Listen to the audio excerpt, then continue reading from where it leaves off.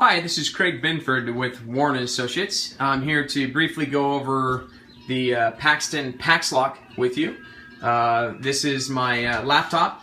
It is a MacBook Pro. I'm running Parallels with Windows Pro 8.1. And you can see here I've got the Paxton software. It's actually running the latest version, which is 5.3.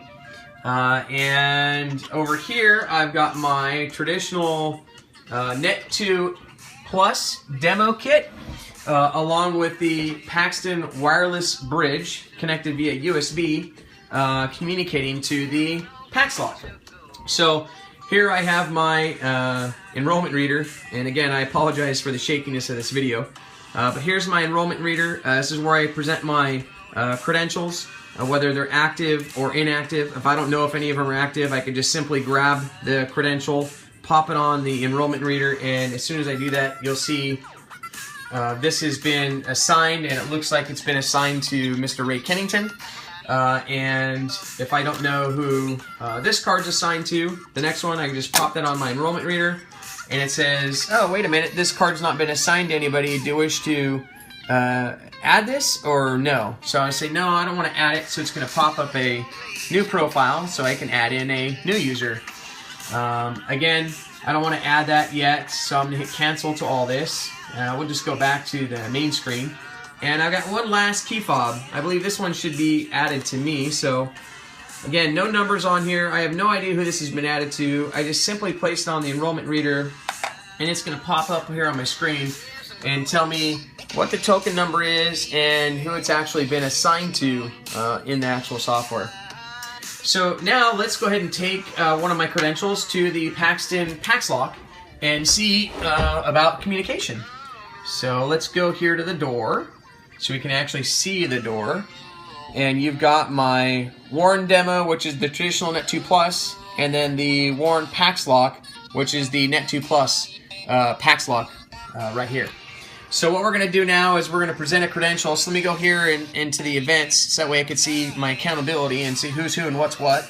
And I'm just going to randomly grab one of these cards and see if it works. I believe this card was not activated and not assigned to anybody. So if I present this to my traditional system, you'll see that I'm denied access with that red flashing light. Or if I present it to my PaxLock, same thing. Flashing red light, denied access, not going to open up the door for me. Now let's take Craig's token. We'll do the same thing. Present them to my reader. Traditional access control, hardwired, working great. Now we're going to connect it to the PaxLock that's communicating through the bridge to my laptop. And let's see if it lets Craig in. Yep, green light indication. I open up the door and the lock works. Default on this right now is 5 seconds, so after 5 seconds that locking mechanism will stop working.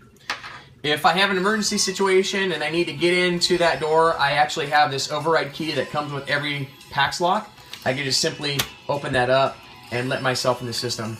That'll come up here in the database as a force door, and I can find out when and where. One of the new neat features of the Paxton PaxLock is on the inside of the door, you've got this little screw that you can take out. It's I believe it's a 10 Torx bit. And you just unlock this, and then you can see here you've got your removable batteries. The beautiful thing about this is that you could actually set it up here when you're actually looking at the door, the actual battery strength. So that way when you see that the batteries are getting low, or about every, I don't know, 6 months to a year, you can create a schedule for your maintenance crew to go to each one of the doors and replace those batteries. So you don't have to buy a specific battery pack, any AA battery. The Paxton PaxLock and the bridge all use an AES 128-bit encryption technology.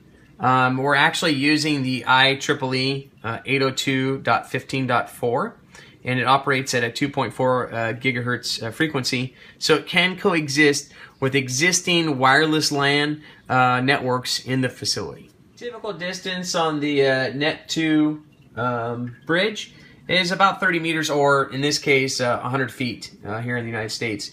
If it's a cement structure building with a lot of metal, they typically suggest about a 50-foot range and about 10 doors per bridge. So as you can see now, I am outside in my garage in the back of my car with the PaxLock system.